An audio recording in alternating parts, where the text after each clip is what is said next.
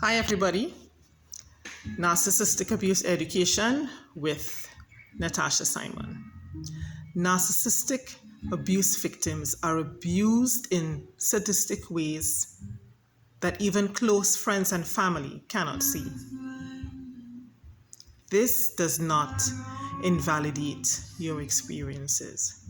What you suffered is just as real as hurricane winds that rip off rooftops.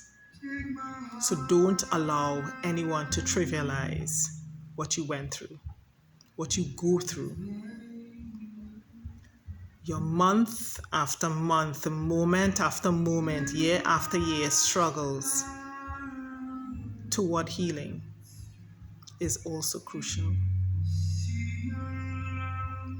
So remember, your journey is important.